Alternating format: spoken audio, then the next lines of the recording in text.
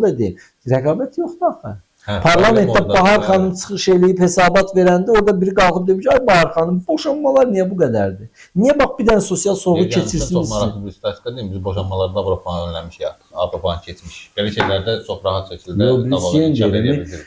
Mən bir daha deyirəm, bizdə hələ o Ailə Qadın Uşaq Komitəsi hələ də o statistikanı aparmır ki, boşanmaların səbəbləri nədir? Məsəl üçün, sosial problem neçə faizdir, keçinməzlik neçə faizdir və yaxud da keyfi boşanmalar nə qədərdir, səbəblər. Bunların hamısı datalar, məlumatlardır. Bunlar keçirilməli, sorğu olmalı. Bəlkə var, açıqlamırlar. Niyə açıqlamırlar? Yoxdur, harada var? Neçə boşanan ailə təhsillidir, neçəsi təhsilsiz, neçəli bir tərəfli təhsilli, neçəsi iki tərəfli təhsillidir. Boşanan ailələrin neçəsi uşaqlıdır, neçəsi uşaqsızdır, neçəsi çox uşaqlıdır, neçəsi az uşaq. Bunların hamısı ayrı-ayrı bir sosial sahələ araşdırılmalıdır və bir nəticələr, həll yolları çıxar. Yoxsa az qala 49%, 50% boşanma var. Və boşanmalar da, bu boşanmalar da Vilayət bəy, həm uşaqlar üçün, həm ailələr üçün, həm cəmiyyət üçün dağıdıcı təsirə malik. Çünki dövlətə əmələ gətirən ailələrdir. Dövlətin təməli ailə institutudur. Ailə institutu zəifləyəndən sonra, sıradan çıxandan sonra dövlət də sıradan çıxır. Dövlət institutu da sıradan çıxır.